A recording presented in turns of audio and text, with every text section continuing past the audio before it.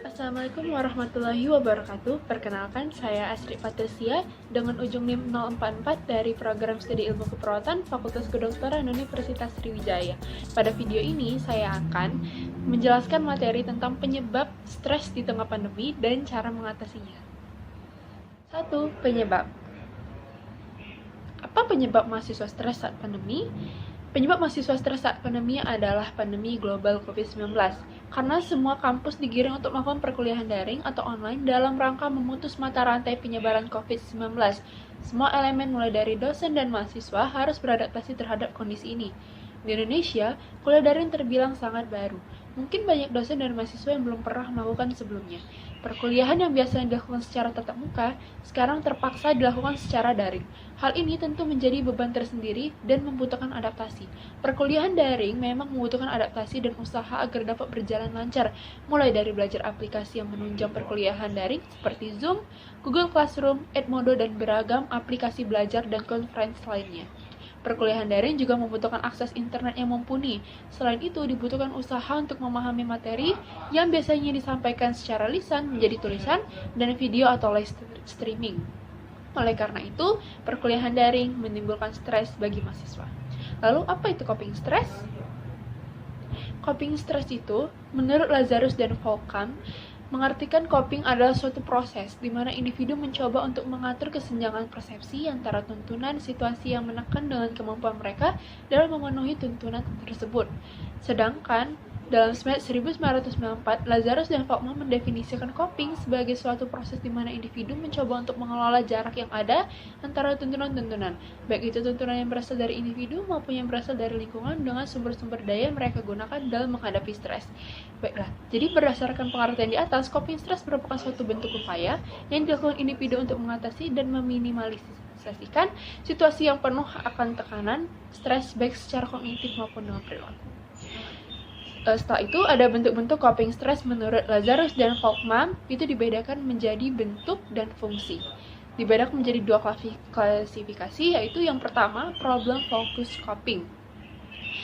Problem focus coping ini adalah strategi untuk penanganan stres atau coping yang berpusat pada sumber masalah. Individu berusaha langsung menghadapi sumber masalah, mencari sumber masalah, mengubah lingkungan yang menyebabkan stres, dan berusaha menyelesaikannya, sehingga pada akhirnya stres berkurang atau hilang.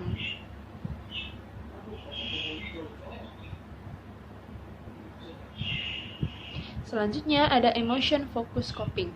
Coping yang berfokus pada emosi adalah strategi penanganan stres di mana individu memberi respon terhadap situasi stres dengan cara emosional. Digunakan untuk mengatur respon emosional terhadap stres. Pengaturan ini melalui perilaku individu bagaimana meniadakan fakta-fakta yang tidak menyenangkan. Bila individu tidak mampu mengubah kondisi yang menekan individu, akan cenderung untuk mengatur emosinya dalam rangka penyesuaian diri dengan dampak yang akan ditimbulkan oleh suatu kondisi atau situasi yang penuh tekanan. Individu akan cenderung menggunakan strategi ini jika dia merasa tidak bisa mengontrol masalah yang ada. Lalu, menurut Lahey, mengemukakan coping yang efektif antara lain, yang pertama menjauhi sumber-sumber stres atau removing stressor, yang kedua melakukan penyesuaian dalam pemikiran ketika menghadapi suatu permasalahan atau cognitive coping, yang ketiga mengatur reaksi yang ditimbulkan karena stres atau segala tekanan atau managing stress reaction. Selanjutnya, coping yang tidak efektif adalah yang pertama penghindaran atau withdrawal, yang kedua bersikap agresi atau aggression, yang ketiga mengobati diri sendiri seperti minum-minuman keras dan pelarian pada obat terlarang atau self-medication, yang keempat melakukan ego pertahanan diri atau defense mechanism seperti melakukan displacement, sublimasi, proyeksi, reaksi formasi, regresi, rasionalisasi, represi, denial, dan intelektualisasi.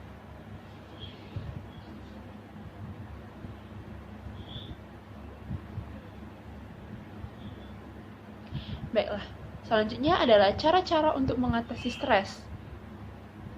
Langkah pertama untuk mengatasi stres adalah dengan mengetahui apa yang menyebabkan kita stres. Dalam hal ini, kita sendiri yang mengetahuinya. Setelah itu, tuliskan apa saja pemicu stres tersebut, sehingga kita dapat mengantisipasi langkah apa saja yang perlu kita lakukan untuk mencegah atau melawan stres. Nah, yang pertama, bicarakan keluhan dengan seseorang yang dapat dipercaya. Yang kedua, melakukan kegiatan yang sesuai dengan minat dan kemampuan. Yang ketiga, kembangkan hobi yang bermanfaat. Yang keempat, meningkatkan ibadah dan mendekatkan diri kepada Tuhan. Yang kelima, berpikir positif. Yang keenam, tenangkan pikiran dengan relaksasi, bisa tarik nafas dalam atau relaksasi otot progresif. Yang ketujuh, jagalah kesehatan dan olahraga atau aktivitas fisik secara teratur, tidur cukup, makan makanan bergizi seimbang, serta terapkan perilaku bersih dan sehat.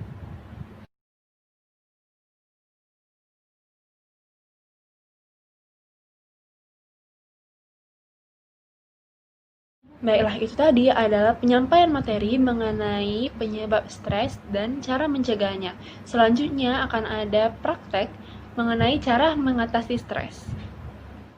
Yang pertama adalah tarik nafas dalam. Caranya adalah ambil posisi senyaman mungkin, bisa sambil duduk maupun tiduran, kemudian tarik nafas lewat hidung, tahan sebentar, kemudian hembuskan lewat mulut secara perlahan. Lakukan selama 4-5 kali, kemudian evaluasi manfaatnya, lalu ulangi atau latihan secara rutin 3-4 kali per hari. Yang selanjutnya adalah relaksasi otot progresif. Yang akan saya contohkan adalah latihan pipi dengan pipi digembungkan.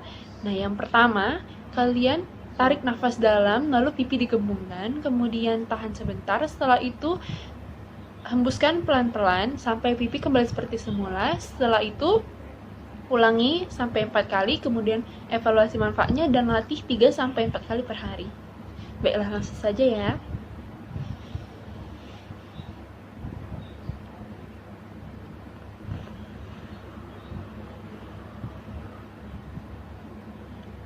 Seperti itu, mudah bukan? Baiklah, itu tadi adalah penyampaian materi serta praktek cara mengatasi stres. Nah, mudah bukan? Kalian bisa mempraktekannya sendiri di rumah loh. Baiklah, saya Asri Patricia pamit undur diri. Mohon maaf apabila ada kekurangan dan kesalahan dalam video saya mohon maaf. Kepada Allah saya mohon ampun. Saya akhiri. Wabillahi taufiq wal hidayah. Wassalamualaikum warahmatullahi wabarakatuh.